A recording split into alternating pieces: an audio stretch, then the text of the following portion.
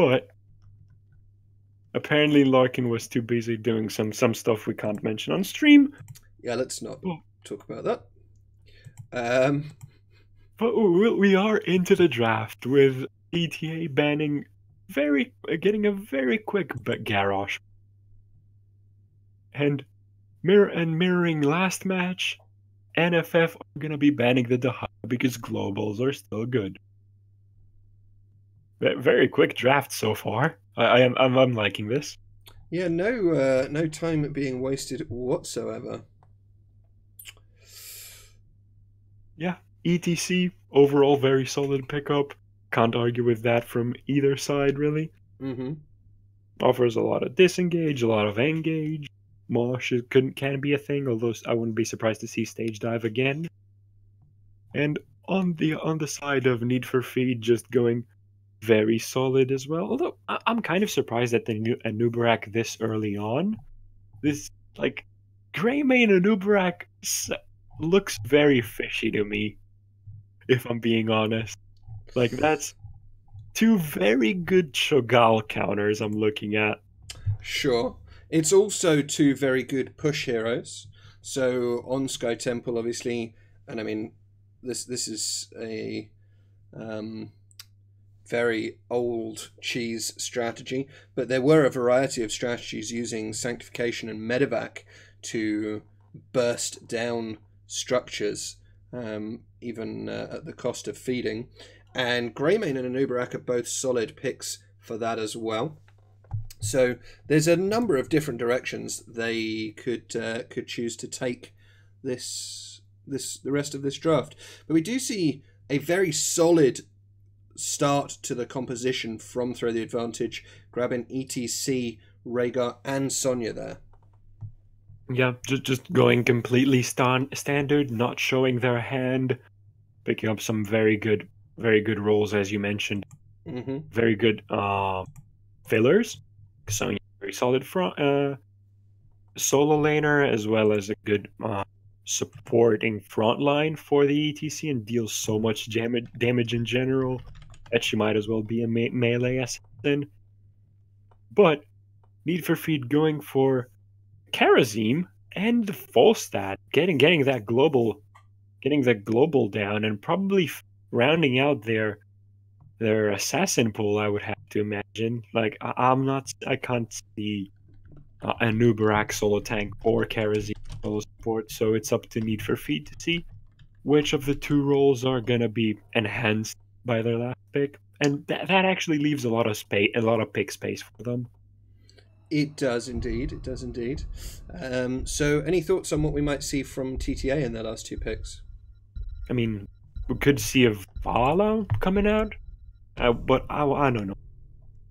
Oh, nerfed Zul'jin. All right.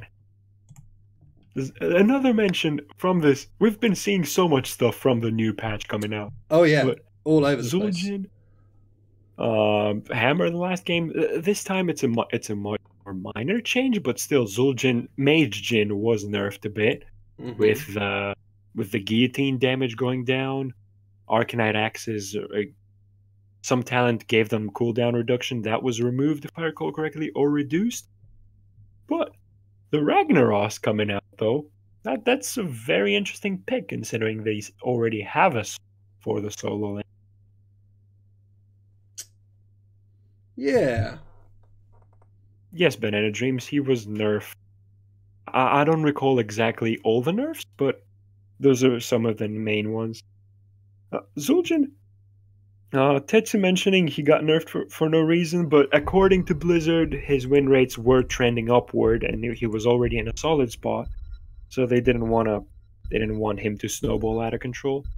Yeah, I think Zul'jin was in a very strong place prior to this patch, so I don't think it's a bad thing at all that they chose to rein him in a little bit before it got out of hand, I guess. Mm-hmm. So, definite. Overall thoughts on these compositions? How do you think we're gonna see these play out? I mean, it's interesting to see that both teams are favoring the solo support right now, but lots of sustain on the side of TTA.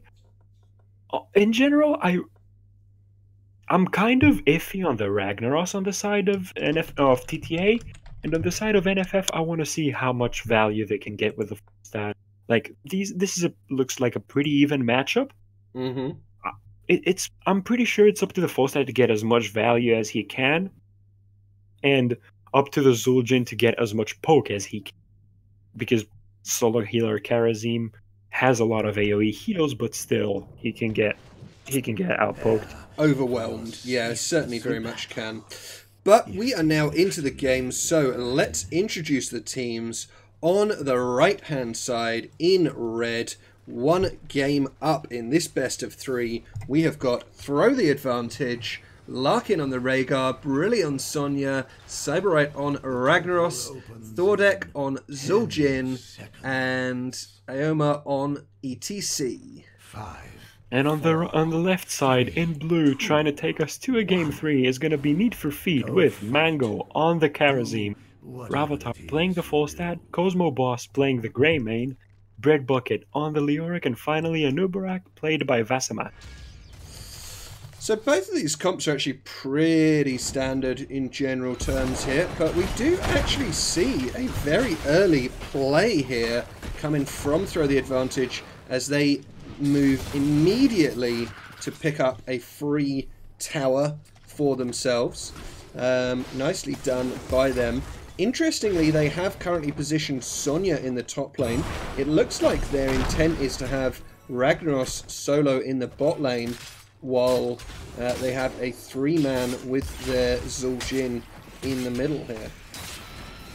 I think their intention was to get Ragnaros versing the Volstad, because I think, especially considering he's going W build, the poke from the Meteor can be decent, that you might be able to duel against the Volstad in lane, although I'm not exactly sure about that, but Leoric is going to have any. No, I mean, Leoric does very well, I think, into either the Ragnaros or the Sonya at this point, so... yeah, I know, right? Rhaegar not picking Lightning Bond. What's going on? Yeah. I'm not sure exactly what the general talent is, but we see Zul'jin picking up the Headhunter. Yeah, that is not the general talent. That's an interesting one. We had our Zul'jin pick it up at least one of the two games we played yesterday, but it's a kind of snowbally talent. Like you need to get some picks to get it going, but 10% damage dealt increase in general plus range. That's a pretty good quest completion reward. Oh, I mean, if you can complete it, it's absolutely insane. No doubt at all about that.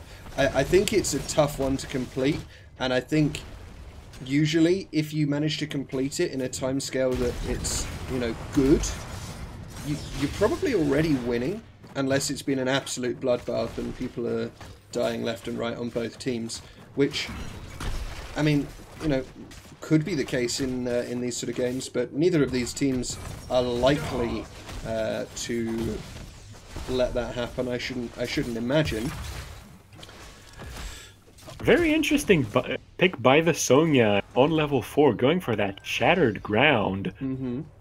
I can't help but feel like that was a misclick.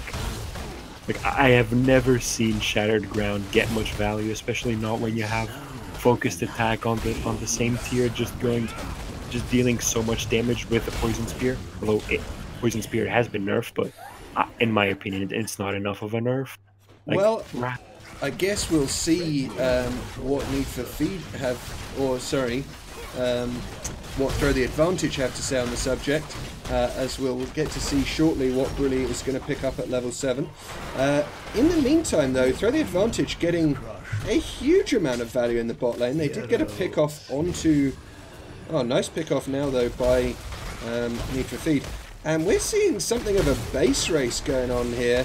Need for Feed pushing in at the top keep, Throw the Advantage pushing in at the bot keep, and I don't really know who's going to come off best here. I mean, considering TTA had three siege giants with them, if this were to go on, they would have won the race. But I mean, Need for Feed have the Bruiser camp with them as well, though. It's not like, you know, they're completely unsupported. And in the end, Need for Feed seem to have got a good bit more value here. Falstad flying to soak the mid lane, and we do see, I'd imagine, somebody's going to come down here and help Leoric clear up this this siege pressure. yeah, just Need for Feed getting half the keep down with that push. Like Leoric's TTA got a little quite low while trying to push, so that's mainly the reason why they backed out, along with Leoric threatening to go possibly get a kill or two. But we see a collapse onto the Rhaegar pickoff. Nice completion finish by the Greymane there with that cocktail. Just a point of interest, and I mean, I wasn't really aware of this either, but Ilarion in chat is telling us that Shattered Ground was something that Rich, MVP, or MVP that was Rich, picked Shattered Ground at BlizzCon, and it's been a lot more popular since, which, I mean, that doesn't surprise me, of course. As people do tend to like to copy what they see the pros doing. Oh yeah, definitely. I'm not sure about the value, but Falstad, TA getting a good rotation towards the Falstad, but unfortunately for them, it's right around the time that the temple spawned, which means a Need for Feed are getting a temple, getting level 10 first, so they can't really so TTA can't really contest this. Now we did see Poison Spear coming in at 7 from the Sonya. So yeah, obviously still provides a lot of damage. Oh, like you can't go wrong with that. And with Zul'jin still going for the build, getting Akite Reactors, that never completed quest. Really solid for the late game. Yeah, absolutely. TTA going aggressive, just going for the NFF siege cap. Considering NFF sent Leoric in top, this is going to be a free pickup, pretty much, for TTA, and they're going to be trying to maybe push in mid or top. Seems like their decision is going to be mid, just going hard on that fort before NFF can rotate into them. They certainly are, and they're going to secure that one for themselves. The rotation now from Need for Feed, though, and they secure a very quick kill onto Ragnaros. ETC very low, does drop down as well. The Cocoon came out.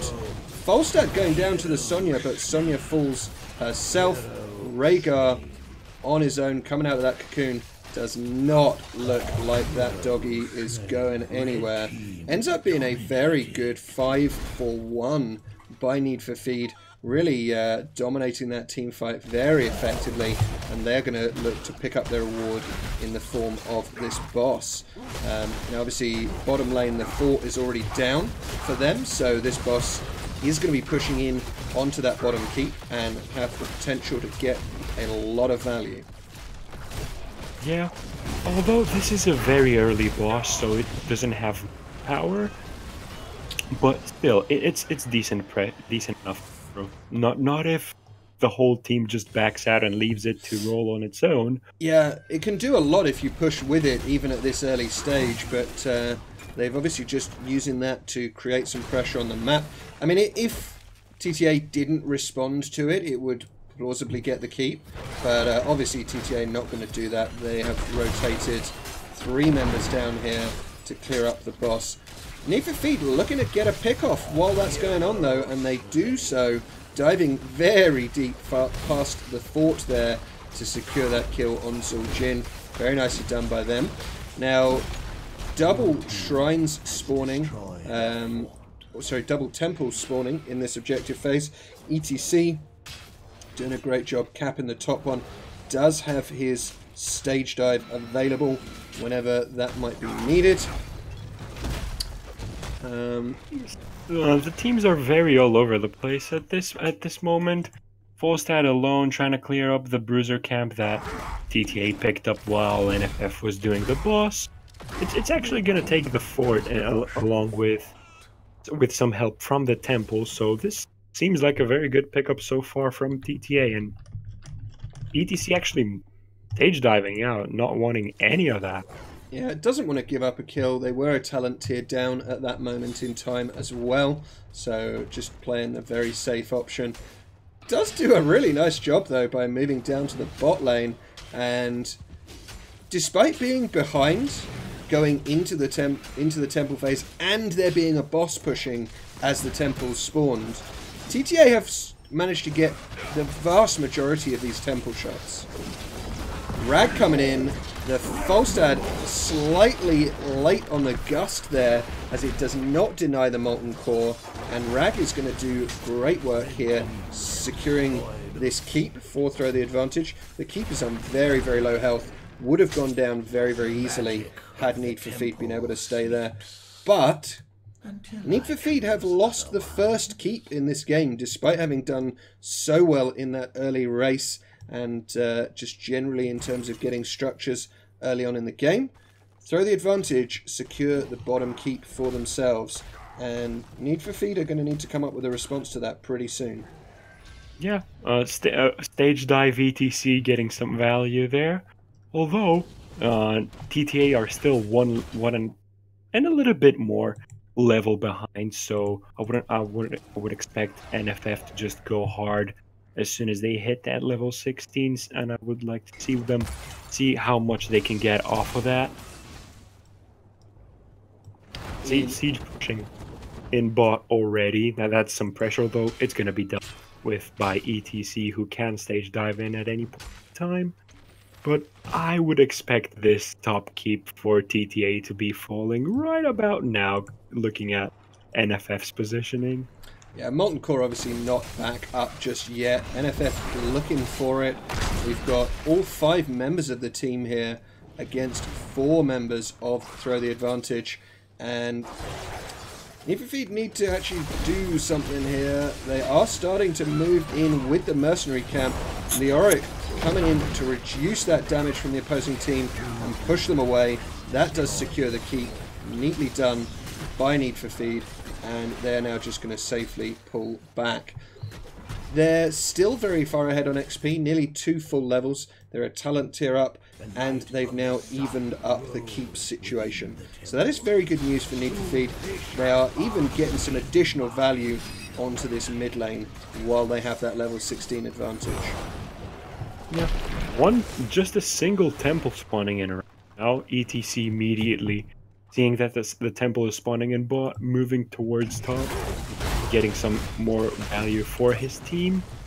We're gonna see TTA hitting 16 very soon, so this is probably gonna be a pretty big brawl in bot if TTA get there in time. I'm seeing Rhaegar not moving very quickly towards that.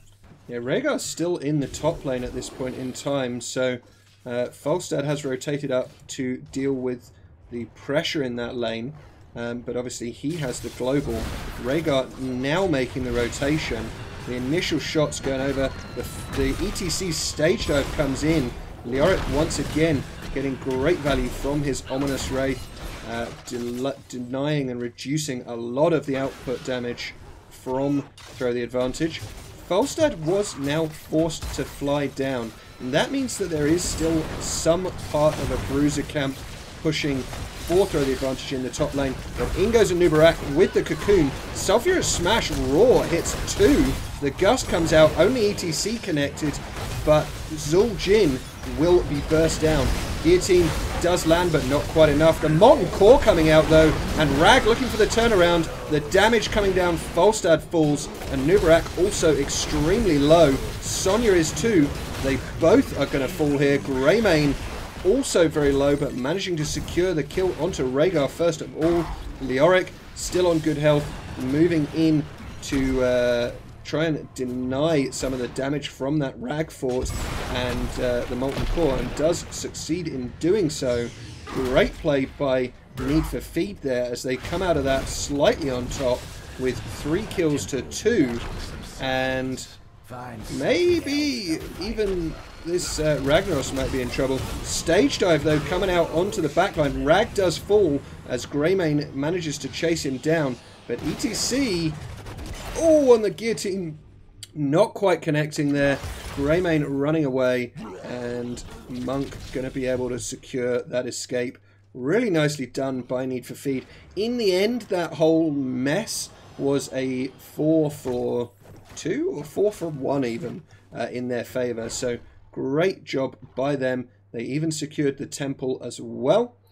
So very, very all over the place engagement there. Ragnaros almost bringing it back with a Molten Core, but not quite. Although we see, and now we see TTA making a move towards the Falstad, although Falstad's playing it very sneaky right now. But TTA moving aggressively towards NFF's bruiser camp, but they got revealed by a minion wave, and in response, NFF is going to be going hard on that boss, and seems like TTA are going to be slow on that rotation. Yeah, they've twigged to it now, but I think it's too late. The boss is going to be secured before they can finish that rotation. And earlier you made the point that it was an early boss. This is a 15-minute boss. This is no joke here. And this time around, Need for Feed are not only looking to push with it, they've also picked up a siege camp to boot. And they're going to be level 20 in a very, very small amount of time here. Yeah, Molten this is Core, looking very precarious. Molten Core coming down early. I think that was a very strong decision by Throw the Advantage, but the boss will end it pretty quickly, and the keep is going to fall nonetheless. We do see Ominous Wraith once again coming out there, denying a lot of damage from Throw the Advantage. And Nubarak diving in, the cocoon goes down. 7-sided used as well, but Rhaegar and Sonya just barely going to be able to get away. ETC, oh, there's the wind tunnel coming out from Falstad, but there goes the core, and the boss is going to end it. Need for Feed going to be able to secure game 2 and even the series up 1-1.